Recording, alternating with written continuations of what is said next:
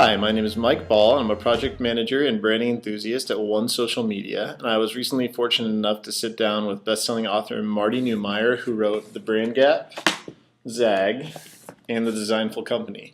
I got to pick his brain on a variety of topics, and here's one of his answers now.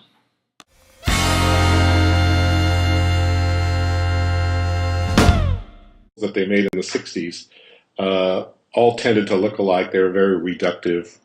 They weren't always as unique as they should have been. And if we're still using them today, we're not using all the capabilities that our technology is giving us because they were designed for use in print, right?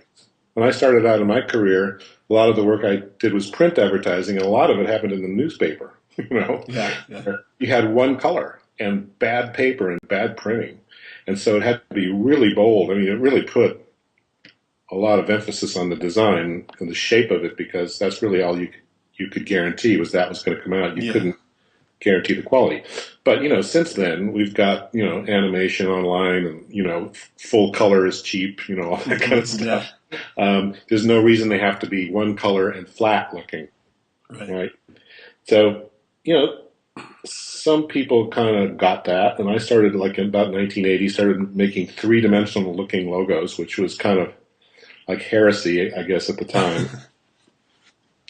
But it caught the attention of some people. One of them was Saul Bass, who designed the AT&T logo, which used to be, I'm trying to remember I think it was just the Bell logo. Bell, it was a Bell before it was Bell system.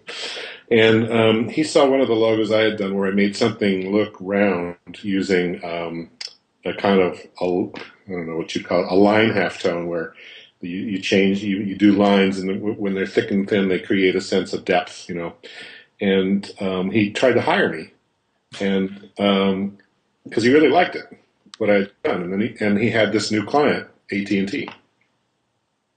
But I didn't want to move to Los Angeles because I lived in Santa Barbara and I just had my own company and I didn't really want to work for someone else, but I probably should have done it.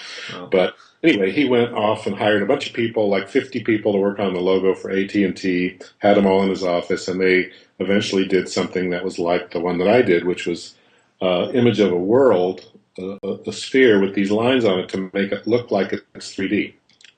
It did a good job on it. And so that was like really cool and amazing and sort of Star Wars-like compared to what was out there.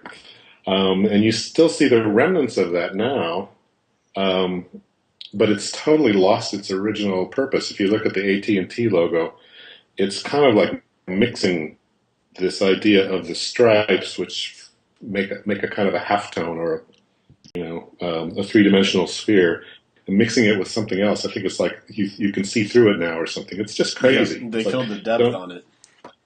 They killed the depth, and they killed the whole concept of it. So, by decorating it, I mean, that's the kind of stuff that happens. But we should really just be thinking about what can we do now that we have actual really good reproduction and we can animate stuff. Well, we shouldn't just try to make spheres that are made out of lines and things. Could just do something that looks like that. So now you're starting to see some things like if you look at the UPS logo, that was influenced by my book. The marketing guy wrote a blog about it, trying to make things look more three-dimensional. I think it's not a very amazing use of dimensions because it's just a shield that looks kind of dimensional.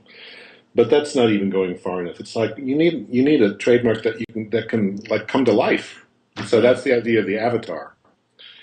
Anyway, so that's a long way around that. But I just sort of question the whole idea of treating trademarks as if it's 50 years ago or something like that. If you're going to use one, give it some legs. Let it do stuff. Make sure that it's almost like a creature, even if it's abstract. It can do things, and then do all the other things you need to do, like be unique and make it represent something meaningful and all that.